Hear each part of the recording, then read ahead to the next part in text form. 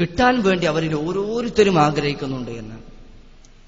മൂപ്പര് പറഞ്ഞ അർത്ഥപ്രകാരമാണെങ്കിൽ എന്ത് പറയേണ്ടി വരും? ബഹുദൈവാരാധകരിൽ അനേകരിൽ ഒരുവൻ അവർക്ക് 1000 വർഷത്തെ ആയുസ് കിട്ടാൻ ആഗ്രഹിക്കുന്നുണ്ട് എന്ന് വരും. ഈ അർത്ഥം വെച്ചാല് ബൈബിളിനെ പോലെയായി പോവും വിശുദ്ധ ഖുർആൻ. വിശുദ്ധ ഖുർആനിൽ അങ്ങനെ ഒരു അർത്ഥമില്ല. ശരിക്കും മനസ്സിലാക്കിക്കോളൂ. അറബി കോളേജ് വിദ്യാർത്ഥികൾ പറഞ്ഞത് കേട്ടിട്ട് നോട്ട്സ് എഴുതിയാല് ഈ കോലം ഉണ്ടാവും. രണ്ടാമത് മൂപ്പര് മുസ്ലിങ്ങൾക്ക് എല്ലാവർക്കും അറിയുന്ന ആയത്ത രണ്ടാമത്തത് ഏതാണ്? ആയത്ത് സൂറത്ത് ബഖറയിലെ 2-ാം അധ്യായത്തിലെ 285-ാമത്തെ വചനം. ആ ആയത്തിൽ വിശുദ്ധ ഖുർആൻ പറഞ്ഞതാണ്, ആമന റസൂലു ബിമാ ഉൻസില ഇലൈഹി മിർ റബ്ബിഹി വൽ മുഅ്മിനൂന കുല്ലുൻ ആമന ബില്ലാഹി വമലായികതിഹി വകുതുബിഹി വറുസുലിഹി ലാ നുഫർരിഖു ബൈന അഹദിൻ മിൻ. വിശുദ്ധ ഖുർആൻ പറഞ്ഞു, അള്ളാഹു അവതരിപ്പിച്ചിട്ടുള്ള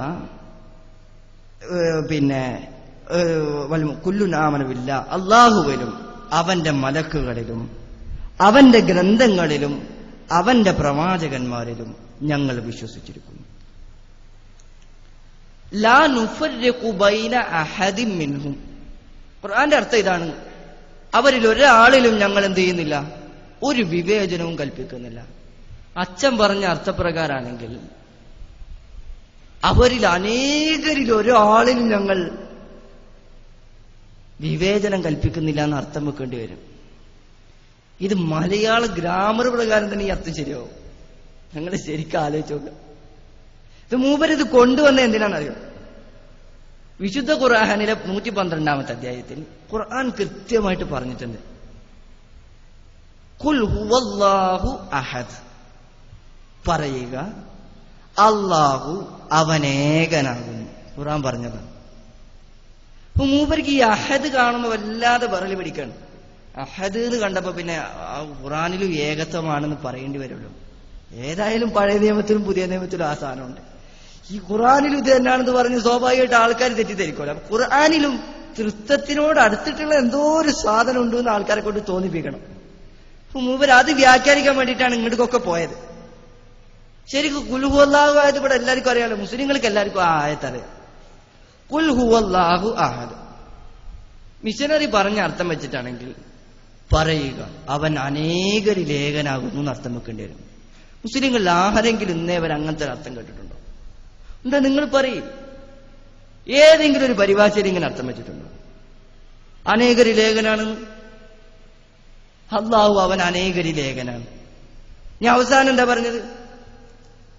ഖുൽ ഹുവല്ലാഹു അഹദ് അല്ലാഹു സമദ് ലം യലിദ് വലം യൂലദ് വലം യകുൽ ലഹു കുഫുവൻ അഹദ്.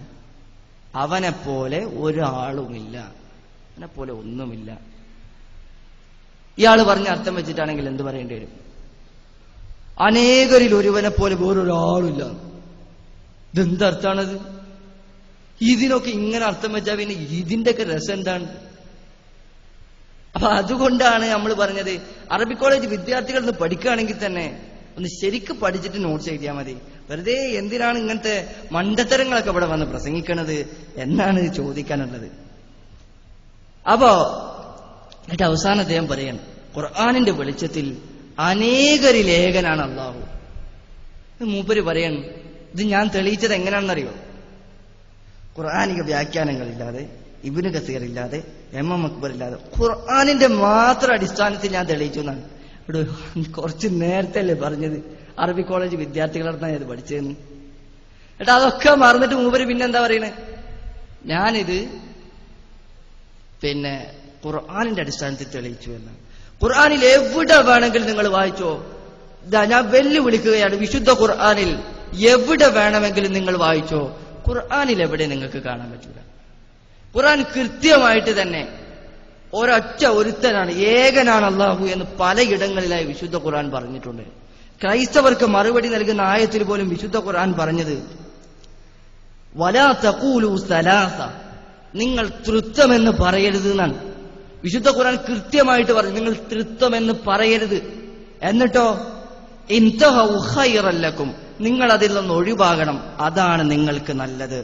ഇന്നമല്ലാഹു ഇലാഹുൻ വാഹിദ്, നിശ്ചയം അല്ലാഹു അവൻ ഒന്നാകുന്നു, ഏകനാകുന്നു. വാഹിദ് എന്ന് പറഞ്ഞാൽ അനേകരിൽ ഏകെന്ന് ഒരിക്കലും അർത്ഥം വെക്കാൻ പറ്റില്ല. വാഹിദ് എന്ന് പറഞ്ഞാൽ ഒന്ന് എന്നാണ്. എണ്ണസംഖ്യ പഠിപ്പിച്ചറിഞ്ഞു. വാഹിദ് എന്ന് പറഞ്ഞാൽ ഒന്ന് എന്നാണ്.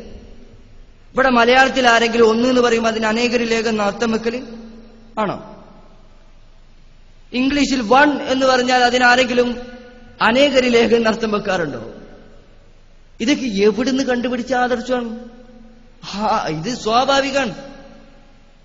എവിടെന്നെങ്കിലുമൊക്കെ വെബ്സൈറ്റിൽ നിന്നൊക്കെ കാണുന്ന നോട്ട്സ് അതേപോലെ എഴുതിയെടുത്ത് കാണാപ്പാടം വന്ന് പഠിച്ച് പറയുമ്പോ ഇങ്ങനത്തെ അബദ്ധങ്ങൾ പറ്റുമെന്നുള്ളതിൽ യാതൊരു സംശയവുമില്ല. അത് തന്നെയാണ് ഇവിടെ മിഷനറിമാർക്കും സംഭവിച്ചിട്ടുള്ളത് എന്നാണ് നമുക്ക് മനസ്സിലാകുന്നത്. പിന്നെ അദ്ദേഹം ഇവിടെ ബൈബിളിലെ വലിയൊരു വൈരുദ്ധ്യമുണ്ട്. ബൈബിളിലെ പ്രധാനപ്പെട്ട ഒരു വൈരുദ്ധ്യമാണ്. യേശു ഒരു സ്ഥലത്ത് പറഞ്ഞിട്ടുണ്ട്, ദൈവത്തെ ആരും ഒരു നാളും കണ്ടിട്ടില്ല. പക്ഷെ മൂപ്പര് നേരെ യേശുവിനെ മറികടന്നിട്ടാണോ? അള്ളാഹ്ക്കറിയാം യേശുവിനെ മറികടന്നിട്ടാണോ പറഞ്ഞെന്നറിയില്ല. മൂപ്പര് പറയും ദൈവത്തെ യേശു പ്രത്യക്ഷപ്പെടുത്തിയിട്ടുണ്ട്. അതിന് തെളിവായിട്ടൊരു വചനവും ഇവിടെ ഉദ്ധരിച്ചിട്ടുണ്ട്.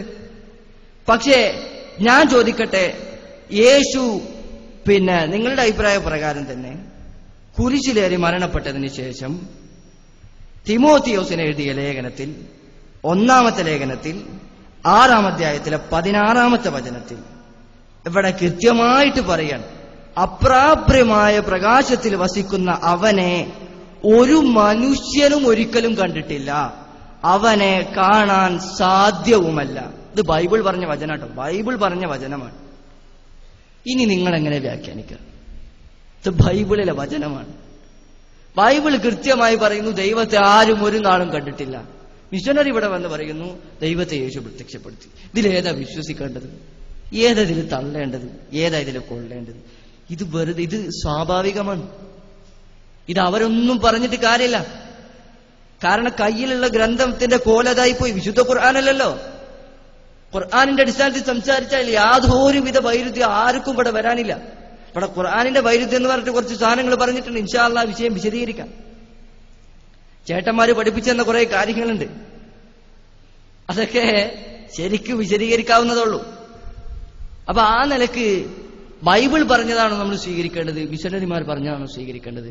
എന്റെ പ്രിയപ്പെട്ട ക്രൈസ്തവ സഹോദരന്മാർ തീരുമാനിക്കുക. ആര് പറഞ്ഞാൽ നമ്മൾ തീരുമാനിക്കേണ്ടത്? ഇവിടെ തിമോത്തിയോസിന് എഴുതിയ 1-ാം ലേഖനത്തിൽ 6-ാം അധ്യായത്തിൽ 16-ാമത്തെ വചനത്തിൽ ഒരു ശങ്കക്കുമിടയില്ലാത്ത വിധം അവൻ അമർത്യനാണ്, അവനെ ഒരാളും, ആ പ്രകാശത്തിൽ വസിക്കുന്ന അവനെ ഒരാളും ഒരു നാളും കണ്ടിട്ടില്ല, അവനെ കാണാൻ സാധ്യവുമല്ല എന്ന് ബൈബിൾ പറയുമ്പോ ഇവിടെ ഒരാൾ വന്നിട്ട് സ്റ്റേജിൽ നിന്ന് പ്രസംഗിക്കണം, യേശു ദൈവമാണ്, യേശു ദൈവത്തെ പ്രത്യക്ഷപ്പെടുത്തി. ഇതിലേത് നമ്മൾ അംഗീകരിക്കണം? ബൈബിൾ പറഞ്ഞത് അംഗീകരിക്കണോ? മിഷനറിമാർ പറഞ്ഞത് അംഗീകരിക്കണം? ക്രൈസ്തവ സഹോദരന്മാർ, പ്രിയപ്പെട്ടവരെ, നിങ്ങൾ തീരുമാനിക്കുക എന്നാണ് ഞങ്ങൾക്ക് പറയാനുള്ളത്. ഇനി ഇവിടെ 7-ാമത് അദ്ദേഹം കളവായിട്ട് വലിയ കാര്യമായിട്ട് പറഞ്ഞിട്ടുള്ളത് യേശു ദൈവത്തിന്റെ പ്രതിരൂപമാണ് എന്ന് 1 തിമോത്തിയോസിന്റെ 1 കൊലോസ്യർക്ക് എഴുതിയ ലേഖനത്തിലെ 1-ാമത്തെ ലേഖനത്തിൽ 1-ാം അധ്യായത്തിലെ 15-ാമത്തെ വചനത്തിൽ യേശു ദൈവത്തിന്റെ പ്രതിരൂപമാണ് എന്ന് പറഞ്ഞിട്ടുണ്ട്. അപ്പൊ യേശു ദൈവത്തെ പ്രത്യക്ഷപ്പെടും, യേശു ദൈവം തന്നെയാണല്ലോ എന്ന് വ്യക്തമായി. എന്നാൽ നിങ്ങൾ കേട്ടോളൂ, ഇത് യേശു മാത്രമാണോ, യേശുവിനെ കുറിച്ച് മാത്രമാണോ ഇങ്ങനെ പറഞ്ഞത്? ആണോ? മിഷനറിമാർ പറയട്ടെ. ഉൽപ്പത്തി പുസ്തകത്തിലെ 1-ാം അധ്യായത്തിലെ 26-ാമത്തെ വചനത്തിൽ ദൈവം തന്നെ പറയുന്നു, അനന്തരം ദൈവം അരുൾ ചെയ്തു, നമ്മുടെ പ്രതിച്ഛായയിൽ നമുക്ക് സദൃശ്യനായി മനുഷ്യനെ നാം നിർമ്മിക്കട്ടെ. ഇവിടെ എന്താ പറഞ്ഞേ? നമുക്ക് സദൃശ്യനായി, നമ്മുടെ പ്രതിച്ഛായയിൽ. ഇതിന്റെ അർത്ഥം എന്താ? ആദം അലൈഹിസ്സലാം അദ്ദേഹം ദൈവമാണെന്ന, ദൈവത്തിന്റെ പ്രതിച്ഛായയിൽ സൃഷ്ടിച്ചു എന്ന് ബൈബിളാ പറഞ്ഞ്. ഈ വാക്യത്തിന്റെ അടിസ്ഥാനത്തിൽ ക്രൈസ്തവ മിഷനറിമാർ പറയാറുണ്ട് ദൈവത്തിന്റെ പ്രതിച്ഛായയിൽ നിർമ്മിച്ചവരായതുകൊണ്ട് നമ്മളെല്ലാവരും ദൈവത്തിന്റെ പ്രതിച്ഛായയാണെന്ന്. അപ്പൊ നമ്മളൊക്കെ ദൈവങ്ങളാ? ആണോ? മിഷനറിമാർ മറുപടി പറയട്ടെ. അപ്പൊ ഇതൊക്കെ ഇങ്ങനെ ഇരുന്നിട്ടും ഇതിന്റെ ഒക്കെ വൈരുദ്ധ്യങ്ങൾ ഇവിടെ ഇരുന്നിട്ടാണ് വിശുദ്ധ ഖുർആനെതിരെ വൈരുദ്ധ്യങ്ങളുടെ കൊട്ടക്കണക്കാണെന്ന് പറയുന്നത്. അപ്പോൾ ഇതിന്റെ ശരിക്കുള്ള യഥാർത്ഥത്തിലുള്ള മുഖം നിങ്ങൾ മനസ്സിലാക്കുക എന്നാണ് എനിക്ക് പറയാനുള്ളത്. അതുപോലെ തന്നെ വിശുദ്ധ ഖുർആൻ 6-ാം അധ്യായം സൂറത്തുൽ അൻആമിന്റെ